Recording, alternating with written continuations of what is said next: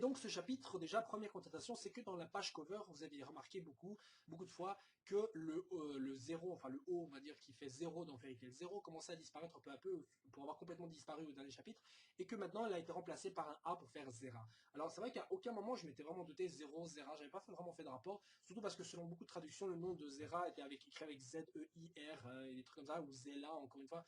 Donc c'était pas très clair pour moi, maintenant évidemment c'est assez évident.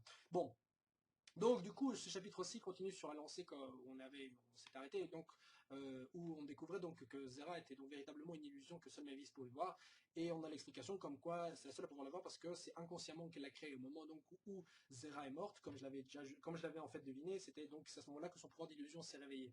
Mais ça répond pas à ma question, comment ça se fait que genre elle voit Zera qui est morte par terre, son pouvoir d'illusion ok se réveille et tout, mais elle voit l'illusion de Zera, mais l'autre cadavre de Zera il a disparu, il est resté où, enfin vous allez pas me dire qu'elle l'a laissé là par terre quoi.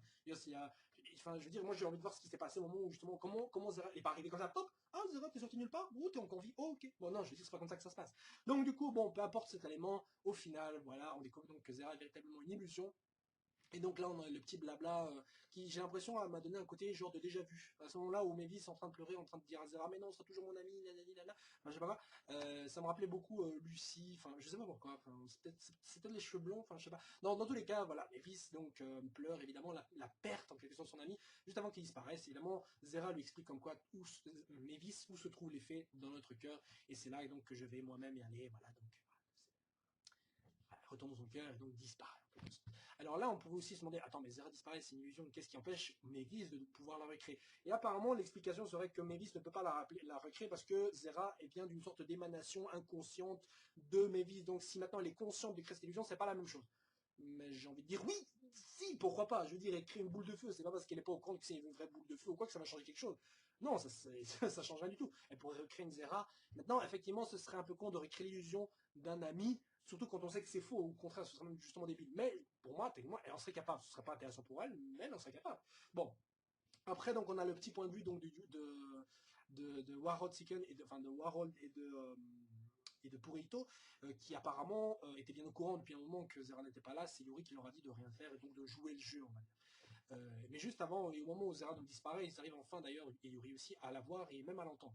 Enfin, surtout l'entendre pour les deux autres. Donc Zera donc disparaît à ce moment-là, et les deux, bah voilà, le chapitre se termine là-dessus. Donc au final, c'était pas un chapitre très rempli, c'est surtout la conclusion donc du personnage de Zera.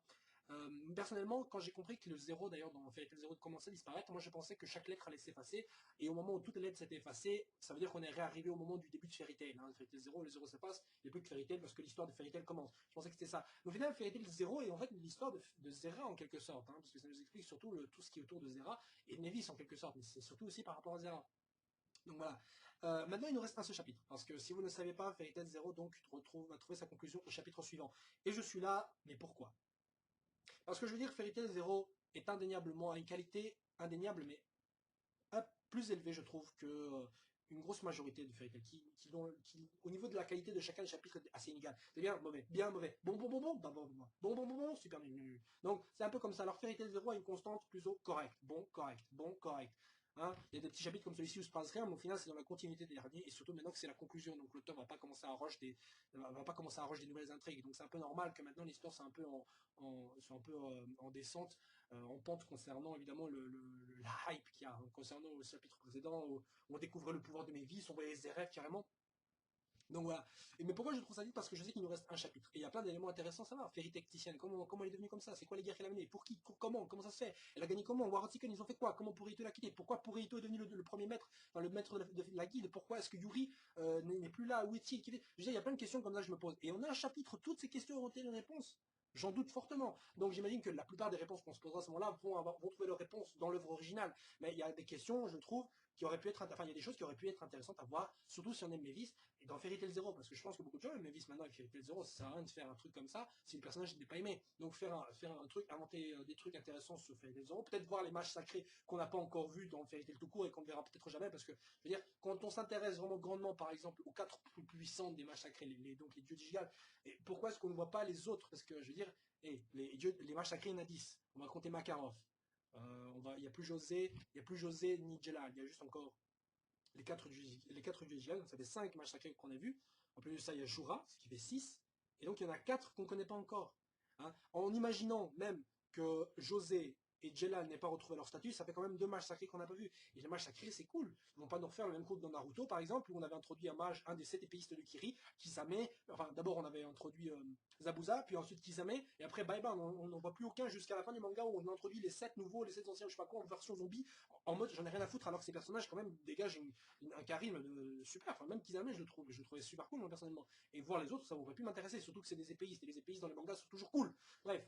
Donc, du coup, j'espère voir peut-être les autres mages sacrés un jour ou l'autre, mais bon, peut-être je me fais des faux espoirs. Sur ce, donc je vous laisse, je vous retrouve donc la semaine prochaine le mois prochain pour le prochain chapitre donc de Fairy Tail Zero qui sera, je l'espère vraiment, une conclusion qui arrivera à apporter au moins des réponses plutôt nettes. Mais vraiment la principale pour moi, mais vraiment la principale, c'est déjà savoir pourquoi Purito est-il devenu le maître et pas pourquoi Purito est devenu le maître et pas Yuri.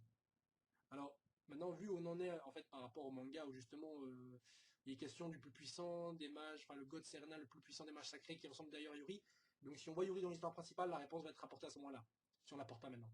Mais j'aurais quand même préféré savoir, parce que, je veux dire, je vois pas comment on peut, en un chapitre, ne pas apporter de réponse à ça, mais alors, si on n'apporte pas de réponse à ça, on va apporter des réponses à quoi? On va pas faire une belle conclusion. Et alors, Mavis, Yuri, Warod et Purito s'en vont vers de nouvelles aventures.